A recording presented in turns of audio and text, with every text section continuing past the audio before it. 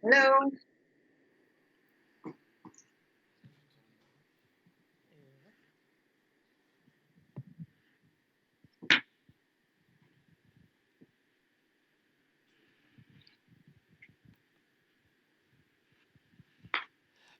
Bon, on commence. Il est... Ouais, je crois qu'on peut lancer. C'est bon.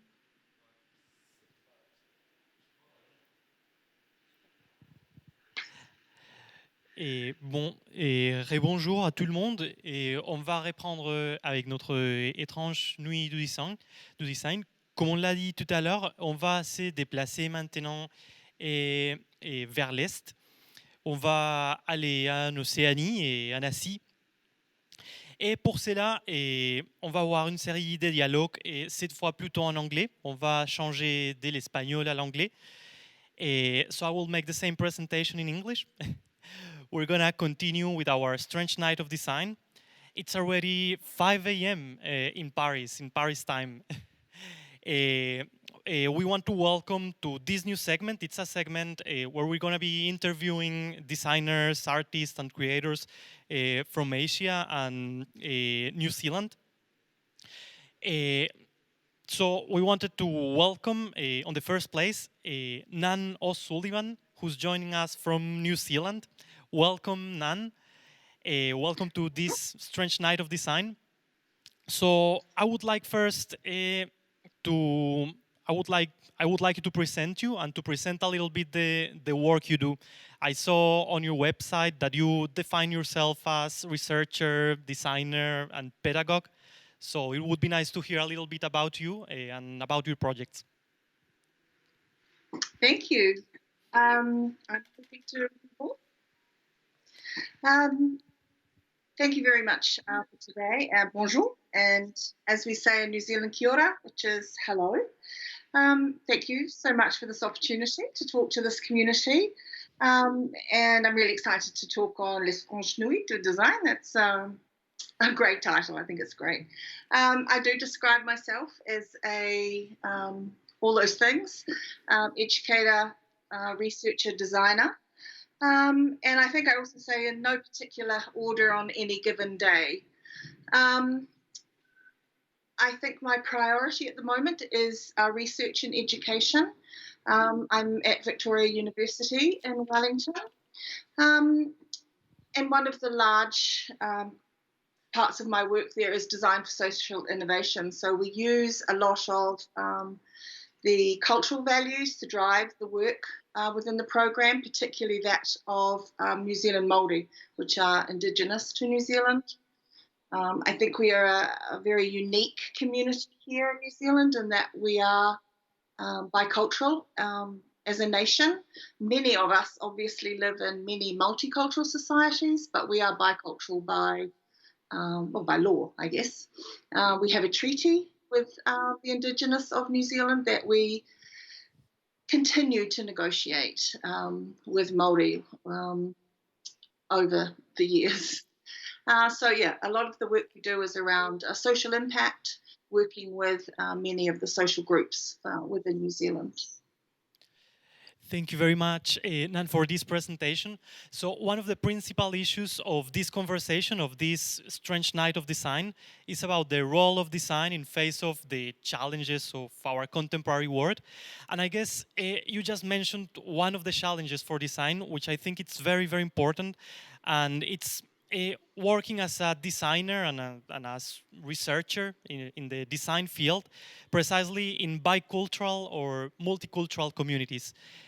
How can you describe this task or this challenge about having to create and to develop like ideas through design in this kind of communities? Mm-hmm. Well, I think perhaps for those listening to explain, Māori represent about 20% of New Zealand. We also have a number of, or a large percentage of Pacifica, people from the Pacific Islands who also live here. But Pakeha, which is me, a white New Zealander, still remain, the dominant culture here in New Zealand. So it's very important for us to acknowledge who we are in the design space. and the changing places that we stand in that space. And I think that's one of the biggest changes for design here in New Zealand, especially, is the voice of Māori, and also just the voice of other. You know, most of us talk a pretty big game in design about the voice of others, but we still seem to have this tendency to still like to hear our own voices in there. And especially when working with culture, when you talk about, well, we try here very much to talk about designing either by Māori, for Māori, but it is very much around designing with values. And I think the first time I interacted with the World Design Organization was at the Assembly last year in Hyderabad, where I spoke about connections. And I think one of the things I've really enjoyed over, if you're allowed to enjoy anything over COVID, but in that time has been listening to some of the design emergency that Paola Antonelli and Alice Rawsthorne have done, the interviews over time. And I listened to one about collaboration. And I think one of the things that we often forget in collaborations is connection, and those authentic connections around why we're there, what we wish to achieve while we're there, who we're trying to achieve it for, and can we not just empower them to achieve it for themselves? So yes, and I think using a lot of cultural values within your work really enables you to think about the authentic connections that you make. Gone is the white savior, and I still think there's a lot of work around co-design and design thinking to think about cultural approaches to things. I'm just wondering, from this point of view of designing with values, what kind of design do you do? Is it design for interventions in the public space? Is it design of objects? What kind of? Well, I guess my own practice came through architecture and design, but I'd say the principle at the moment is actually trying to design education that enables that to be done in a really authentic way. So our students can do all of those things, taking a creative approach, but really checking in with their values as they go along in terms of why they're doing it, and as I said, who they're doing it with or for. With obviously trying to sort of make the real criteria around designing with others for them. So we have in our what we call our Agents of Change courses within Design for Social Innovation, they'll be working with community groups to look at, to enable them to think about post-COVID life, how they can help communities themselves, whether it's around food, health and well-being, all those sorts of things. So some of those are interventions, just creative interventions. Some of them are systems, strategic, strategies around how to sort of build in or out of COVID scenarios. So it's anything. It's really whatever the students have as their practice to enable that. It's really a very interesting approach. And I wanted to ask you also, for example, from the point of view of creating from values, I don't know if it's the case in New Zealand, but in many contexts in the world, there are also in multicultural or bicultural communities conflicts between values from different cultures. Is the case of New Zealand, and if it's the case, how it happens in the process of creation with your students and yourself? Absolutely, because we've got a very Eurocentric design system. We've got a very Eurocentric pedagogy that we all globally rely on, that needs and has been getting a lot of attention from many academics around changing its very what we call Euro or American centric approach to things, the homogeny, etc. But I think within New Zealand, more and more, because there is a recognition of, and it's almost like it's just all coming together in a perfect storm in terms of climate change, all those sorts of things. And when we look at Māori and we look at their worldview which is Te Ao Māori, which is all about the interconnectedness with nature or place, people and place. And, this isn't new to design. Design has been talking this, not quite as long as the Indigenous. But you have Buckminster Fuller, you have Papanek, have always talked about these connections. But for many Indigenous groups, in many cultures, this completely different view of people and place and our roles and responsibilities as citizens, not designers, citizens, to take care, is becoming more and more apparent, and it just makes more sense. And so for us, it's a little embarrassing to sort of turn around and go, it's been here, looking at us, been screened in our ears for a long time. And so I hope, but I see in the students there is a huge appetite for hearing about it, for really listening to their classmates who have a lot of knowledge in this, because they are Māori, many of them, or Pacifica. So it's it's a lovely change, I think, in the dynamic of what is happening within the studio, and a change in the expectations. And I guess some of the values that I'm talking about are things like manaki, which is kindness, generosity, kaitiakitanga, which is sustainability, which is around your responsibility and your care of something, your stewardship, not your ownership. And that takes, for design, we like to own our designs. Even if we're in here, we like to own them, put our name to them. And so there's a change in that sort of, when I talk about, collaboration, if you have that connection first, it's a truer sort of collaboration, I think.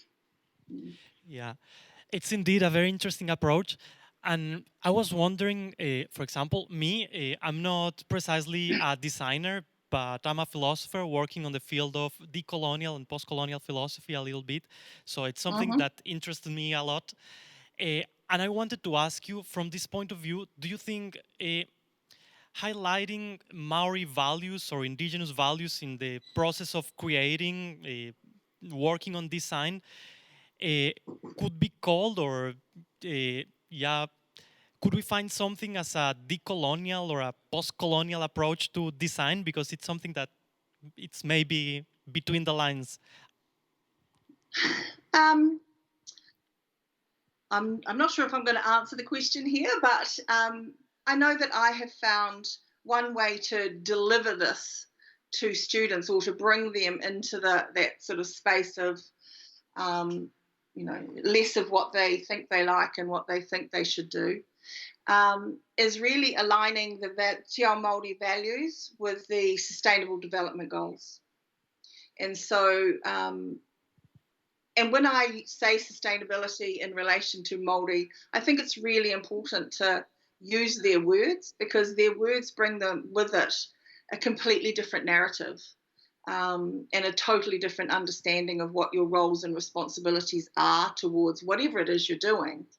And when we do this with the students, it just changes the work completely. Suddenly, there are different voices. There are this understanding of addressing the sustainability of something, addressing the equity beyond the equality of something. And the scope of their work becomes so much, it's just so rich, and I think their knowledge is exponentially changed. Yeah, of course, and the words are also particular to experiences that in many cases can't be translated. And that's also, I don't know if there are... That's in so many other languages other than English. Yeah, exactly. Yeah, exactly. The words that can't be translated, and it's very interesting. Yeah. Are there words in Maori, like the words you just mentioned, that it's hard to translate, that it's definitely impossible to translate in English? Well, we have, the university itself is set up around 6 Māori values. I mean, universities all around the world have values. But ours are things like manakitanga, which is that generosity and kindness. Akaranga, which is that reciprocal relationship, whether it's between you or I.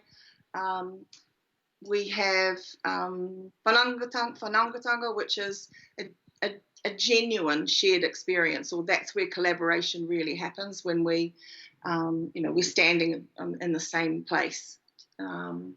So there's those thoughts, and also really interesting approaches from Pacifica ideologies around research approaches. New Zealand is very ethics conscious in terms of our universities here.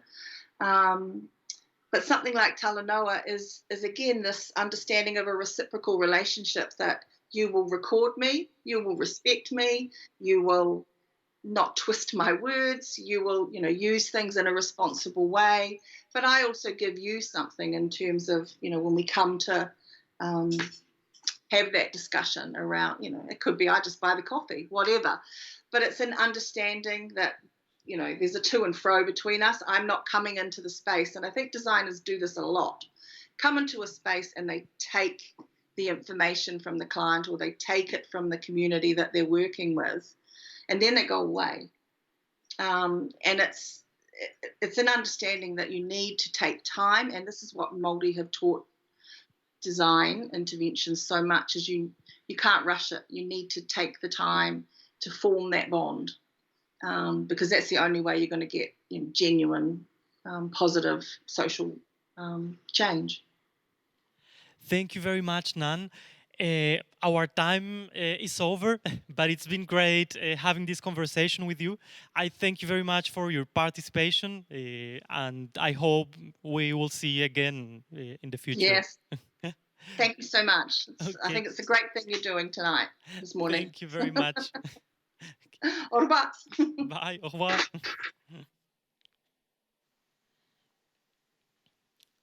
So, thank you very much, Nan. Just a reminder that we're also changing audiences to Asia. So if people who are watching us right now could also share the Facebook Live on their social media, it would enable people in that part of the world to be watching us right now. So thank you, Nan. And now we wanted to introduce Laurent Gutierrez, who's right now in Hong Kong. Thank you very much for your participation, Laurent. Are we gonna do this interview in English, in French? I'm not sure. I mean, maybe we start in English and then I will use some French sometimes. Okay, it's perfect. So I will ask you first to introduce yourself and to introduce a little bit your projects and your work as a designer. Okay. Right. So thanks, Esteban, for having us here. I mean, I say us because basically I'm one of the member of Duo Map Office that has been working and living in Hong Kong for the last 25 years, originally from France, both of us. I'm from Africa actually, and we've been working on for the last 25 years mainly on understanding territories and how human beings are basically occupying, appropriating territories, and obviously the first 10 years was essentially concentrated on China. China as a territory under massive changes. And then slowly, and I will say since probably the last 10 years, moving towards new territories like islands, and even more recently towards ocean. So our practice, so myself and Valérie Portefeuille, is operating more as an artistic practice than a designer per se. Our audience is mainly exhibitions, museum, biennale. So that's where we basically, all the research that we're doing are finding support and being displayed. Beside that, both of us are also engaged in education. Valerie is teaching as an adjunct professor at Hong Kong University in architecture, and I'm myself a professor at Hong Kong Polytechnic University teaching design. That's kind of brief introduction. Thank you very much, Laurent. Precisely one of the main concerns of this night of design, it's a strange night, precisely because the context where we are, the context where this night of design is happening, is very strange. As I was telling other people this evening, Lille and Paris and some other French cities are starting to be in red alert because of the COVID, because of the coronavirus.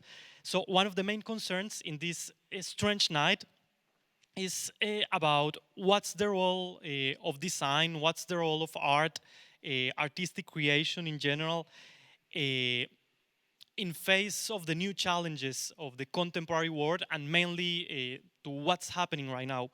And I wonder, for example, related to the question that it's the heart of your work, the question of occupying and appropriating territories. How do you think that in this context of the pandemics and after the pandemics, we would be able to reappropriate the space, reappropriate the public spaces, for example, that now have been forbidden for many of us?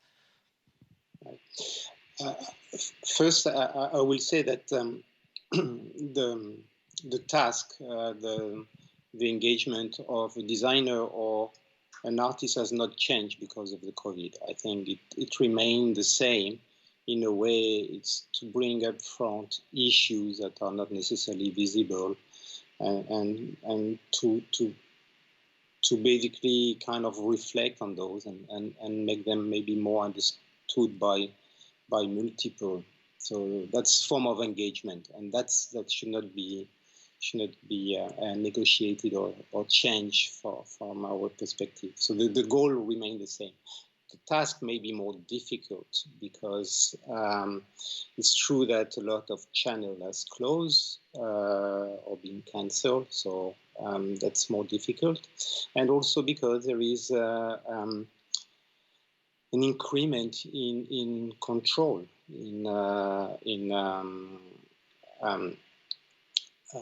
I mean, the control of movements, obviously, the control of identity, the control. I mean, at multiple levels, the development, the rapid and massive development of digital information, and so that's part of a new equation. Not that it was not existing, obviously, it was existing, but now it becomes more dominant. So to the questions, how do we move back to the territory? First, I think that we, as different form of activism, need to claim back what belongs to human and non-human, because currently it seems that it belongs to some privilege from the state or from the corporate. And basically, we human beings and again non-human are being kind of the collateral damage of this situation. So I think we need to claim that back, and obviously there are a lot of engagement being done, and in the same time we need to reflect further on our position within the territories. So recently, as I say, working a lot on the ocean. The day of the month, February of this year, China conducted the biggest ever submarine extractions in South China Sea, the biggest one ever. So nothing stopped them, and we need to claim that back because that belongs to the biosphere, us included. Indeed, there's something very important. I guess it's an imperative for our actual engagements, and it's precisely claiming back the commons. I think that claiming back the territory, but the territory that is common, that belongs to us all, I think that that's like a very important issue nowadays. For example, in many other countries, we've seen the pandemics has shown us the importance of the common goods, of the common territories.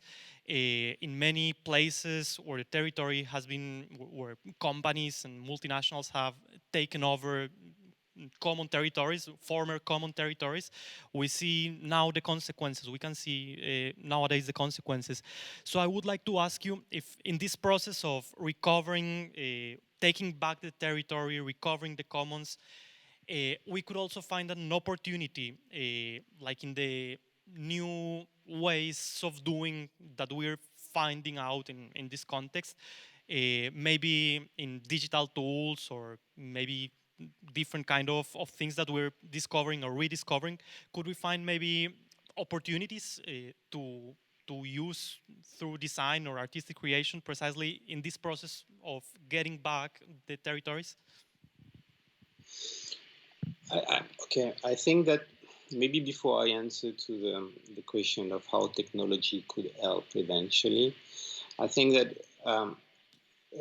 claiming back the commons, yes, clearly, but with acknowledging that we are part of an ecosystem, and the biosphere is there. So it's not only human beings as kind of again dominating, and new communities maybe more careful could jump in, but is also to have a certain form of being humble towards the territory that we are claiming back. And sometimes we have to withdraw. I mean, in the case of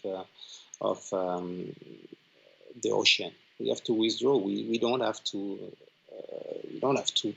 claim back everything. So by withdrawing means like creating zones that are not touched by human beings, and I think that's and I think here in this case, back to your question about technology. Obviously, technology and connectivities and the way we process information, the way we I mean, algorithm and so on, we have made a tremendous progress in that. And I think that could help in monitoring, censoring, with restriction on who has access to those information, who is controlling those information, because that's a main issue always with data. So I'm not necessarily against technology. I think that technology could be a means for living in a better world. I think that has been very clear with the latest book of James Lovelock about the Nova scene. I think that probably a lot of people knows already about this book, but I think that there is no way that we will ignore a big aspect of what we are producing somehow. Artificial intelligence and so on. So we can make use of that for the benefit of Gaia. Yeah. I wanted just to mention something that I just retained from your answer, and it's precisely the like the imperative that we have to question the idea that the territory is to be owned by humans. Like if the earth was something that should be owned by communities and not just like understanding it like a relationship that is reciprocal. As you say, sometimes we have to withdraw, but could we say also that the like given the idea of possession wouldn't be like, for example, we have seen like in the last years, like the boom of decolonial studies, a little bit in Latin America, in Africa, and we have the examples of many communities through ethnography and anthropology. We've seen the example of many communities in the Amazonas, even in South Asia. where the relationship to the space, to the territories, is precisely a relationship where there's no such an idea of possession as we have. Do you think that we should maybe try to learn from their ontologies and their conceptions of the relationship with the territory? Or? Yeah, I mean, I completely share your view about the, what we name the customary knowledge and relation to territory. It's true that um, animist form of relation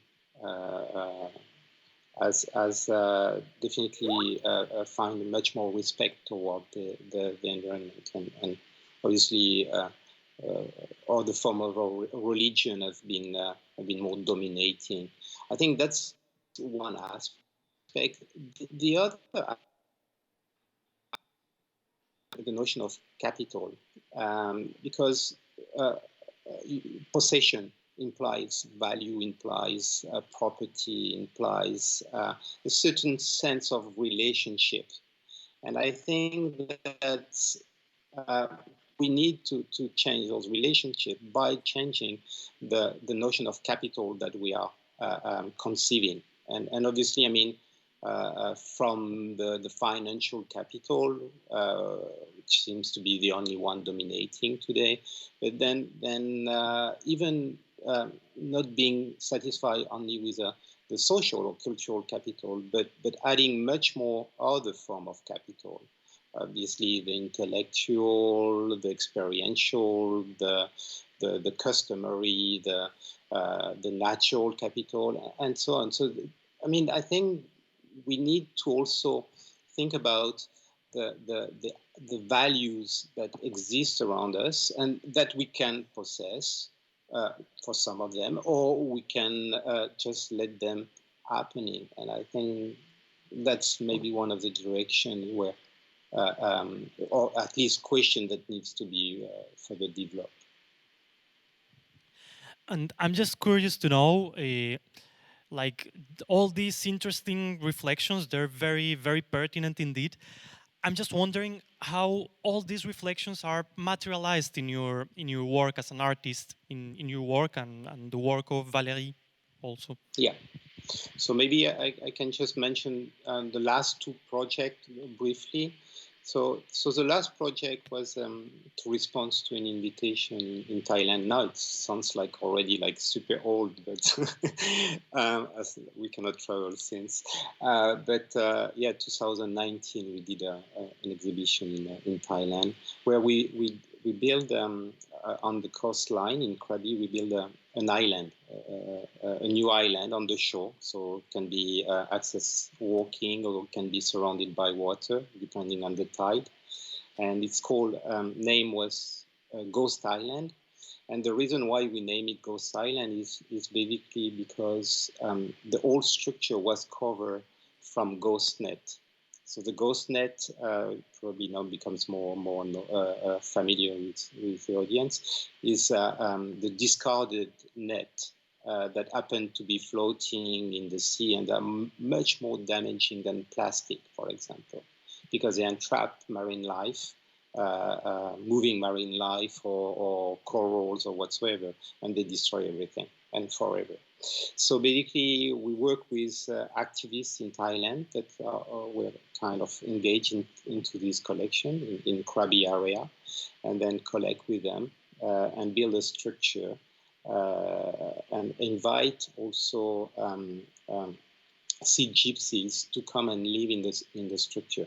So also learning from customary knowledge from the sea gypsies that live between kind of amphibian life. So we try to do multiple things, building a sculpture, I mean, pretty sizable, was like 12-meter high, a new island in the landscape, obviously, with the aesthetic aspect, a touristic venue, a new touristic venue, but with this ecological perspective and also with the community that will teach us something about their living. So that's the last project. Just before that was a project in Japan Amadiver. Actually, this is in Japan, but also in Korea. The Amadiver are women that are diving for marine foraging from probably between 3,000 to 5,000 years. And we work with them and basically document their life, their daily routine, what they are doing, what type of tools, very kind of anthropological study. So all in this case was shown at the Milan Triennale recently for Broken Nature exhibition. So that's the way we're doing it. The type of subject and the way we're doing it, it varies between installation, film, drawings. So the Amadiver was drawings, was a kimono, was multiple things. When the other was also documentary, artifact, and so on. Yeah. Thank you very much for sharing those projects with us. I wanted just to ask you a question that it's been also in the heart of our reflections in this night of design, and it's a question about future, not just about the future of design or the future of artistic creation, but what's the relationship between art and design and the possibility of imagining and building different futures where, for example, we can move back to the territories, claim back the territories. I don't know if, for example, you've included also in your reflections all the debates around the Anthropocene, for example. How can we think about what's coming next, the Anthropocene? Okay, so the Anthropocene. I mean, what's coming next? The way to predict the future is always to look at the past, I will say. But yeah, obviously, all what we have been discussing are direction about engaging with the territory, but not only as human being, but as part of the biosphere, with questioning notion of capital and community and so on. But how design can contribute to that?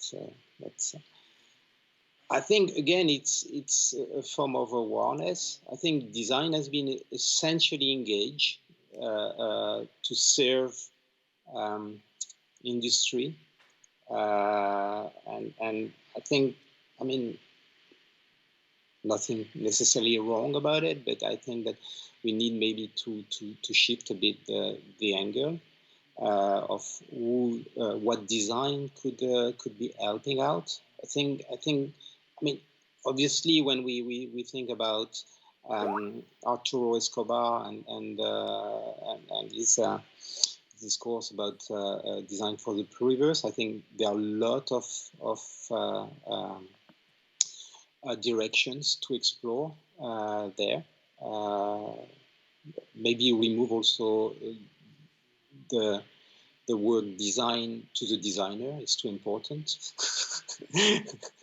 and be more humble about it. And learn also from customary knowledge. I think the Sea Gypsy that was engaged in our project, he was far better designer than I was, actually. So, so I think we need to learn more and be more open and incorporate more.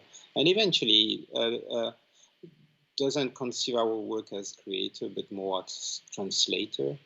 And I think we have knowledge and maybe use this knowledge in a different way. I don't know if I answer your question, but it's a complex one, actually.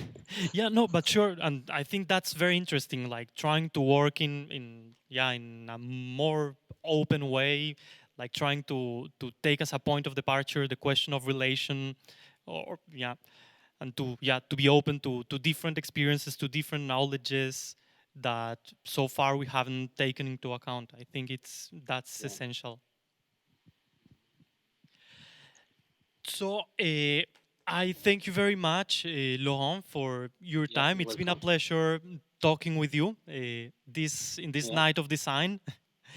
I'm sure it's a bit tired now, maybe.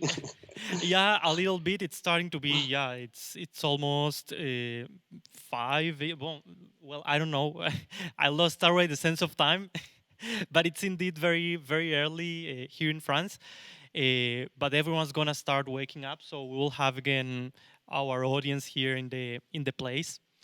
Yeah, and then all these interviews are gonna be transmitted again by different channels. We will be keeping you in touch. Thank you very much for your participation. Okay, have a good continuous. Thank you. Thanks. Have a good day. Okay. Bye. Bye.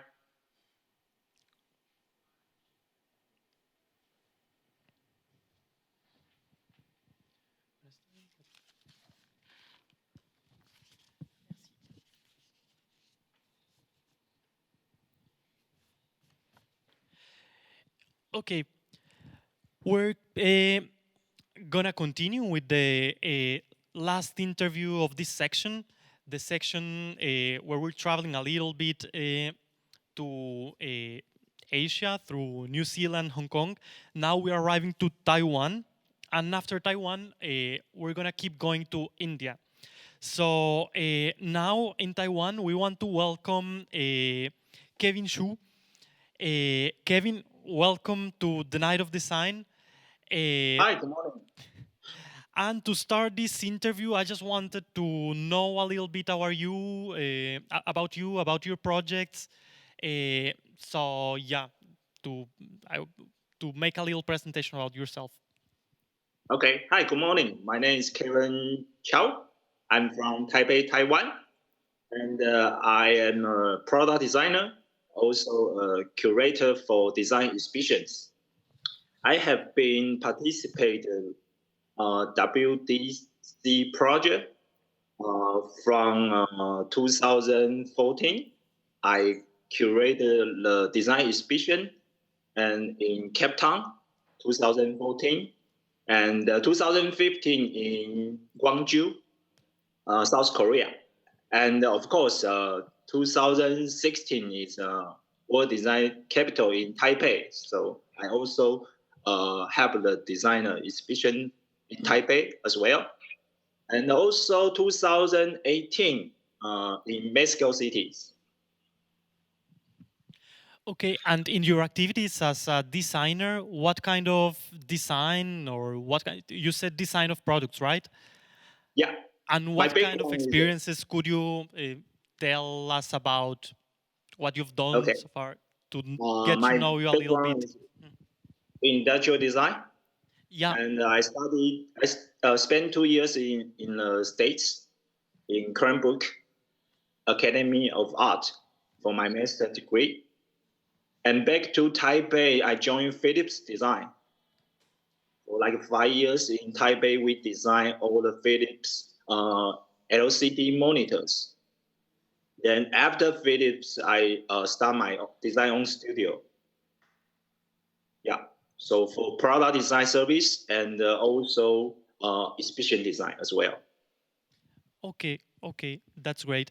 And we're wondering, like, as we're doing a world tour a little bit, we're asking designers and creators a bit about the relationship between their activity as designers or artists and their context. What could you tell us about your activity as designer and the context where you live and work? In this case, Taipei. Okay. Like for the past 10 years, especially in Taiwan, we see the industry changes. So more and more like a designer will start do the design service, experience design. And also when we 2016 in Taipei, we are talking about adaptive cities. So that means designers involved into like government policies. So design is not only to create the beautiful products anymore. We talking about the service. We talk about the urban environment. We talk about what's like a service design in like you go to the hospital and the whole experience. So I think it changes a lot. So a lot of is also what I'm doing more like exhibitions to tell people to express the difference and let more people to understand design that can evolve into more areas. So the comprehension of the context where you design products or where you design in general has to be also with an engagement, right? With, in this case, an engagement for adaptable cities. Yes. Is it right? Could you tell us a bit more about this engagement that you have identified in the relationship between your work and your context about adaptable cities? Is it referred precisely to your experience in Taipei or somewhere else? Especially in Taipei. So after World Design Capitals, or during the period and after World Design Capitals, the designers are more involved into like public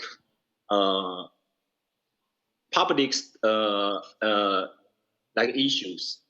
So, for instance, we design books for elementary school for the kids. It has been redesigned. That in the past, there's no design, just textbook, and also the school environment. So designer have the government invite designer into when they want to rebuild the school, and the designer can be involved and then to create better education space for the kids. Okay.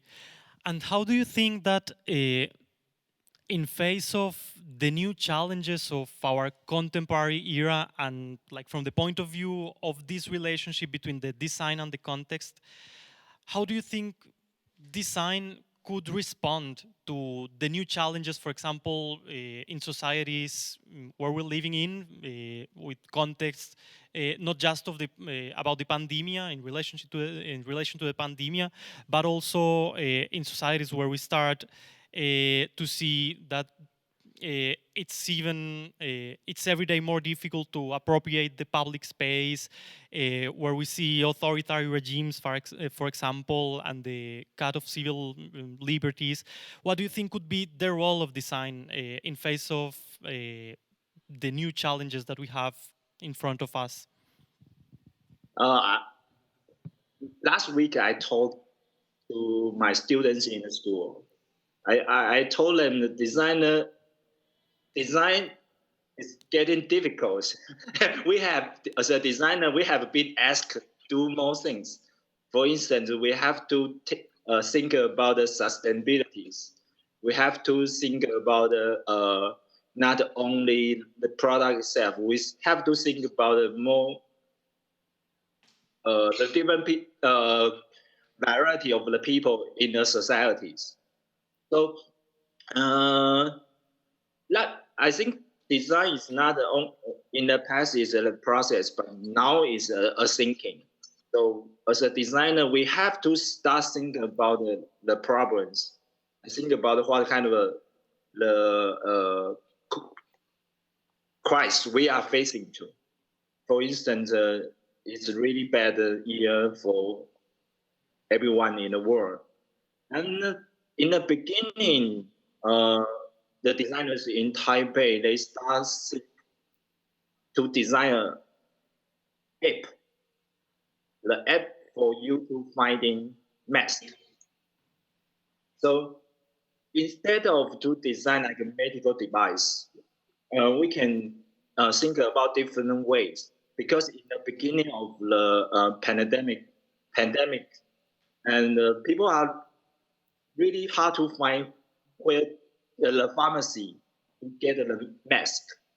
So the designer comes out, the designer app for everyone, and you can easy to find which pharmacy they have mask for you.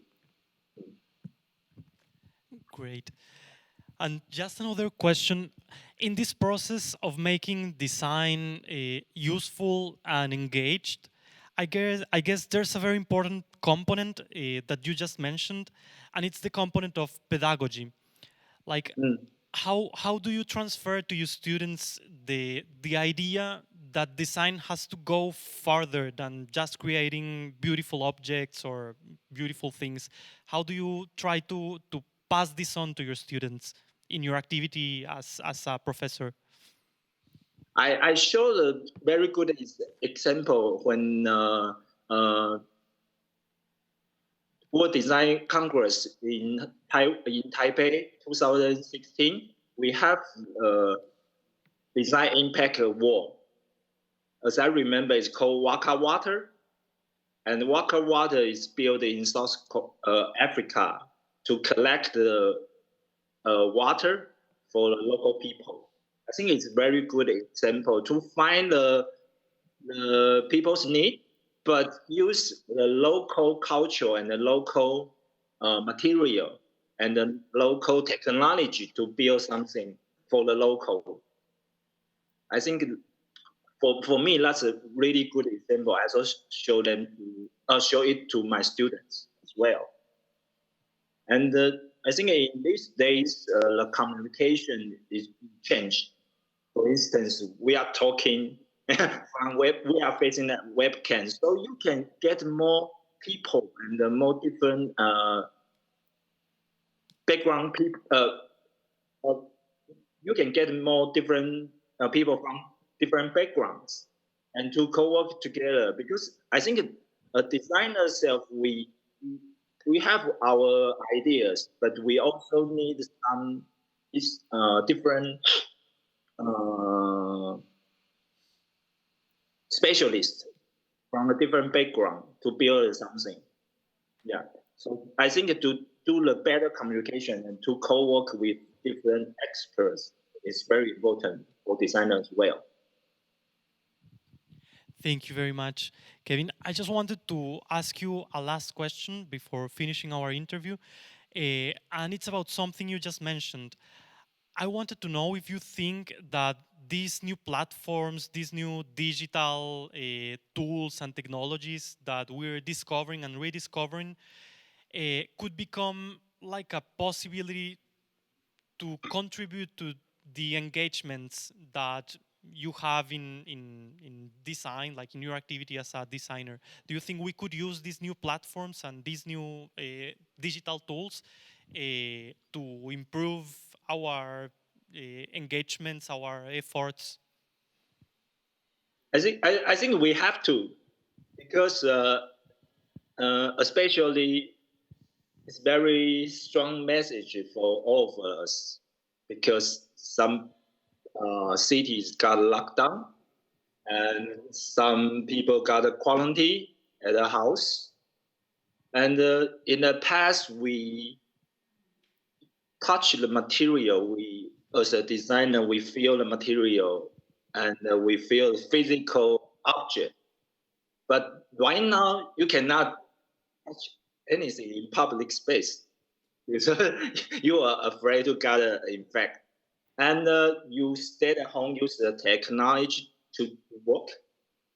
But the life has to go on. The economy has to go on. Everything has to go on. So I think as a designer, we start change to our the way of work. And as I said, the communication way is changed. So we work together online, and we try to find a new technology. We try to find immaterial things, and for people to get the same experience. For example, I was supposed to be in Tokyo, and Paris during the summer to do the exhibitions. But right now you cannot do it. So we have to think about a way to do the online exhibition to bring the same experience as you go to the sea, as you go physically. You wonder, but we have to do the same, a similar experience online, and that's a challenge. But that's, I think, is we can rely on technology to bring the people the new experience. Okay, thank you very much, Kevin. We would like to thank you a lot for being here with us this night of design. I hope we'll see each other again. We will have the time to discuss again. Yeah. Now we're gonna continue going in our world tour to India. So thanks, Kevin. And have a nice day in Taipei. Thank you. See you. Bye. So, alors, on va prendre une petite pause des 5 minutes. Et we're going to take a pause of 5 minutes. And then we're going to continue with our program. As I told you, we're going to be arriving to India. So keep online. Merci.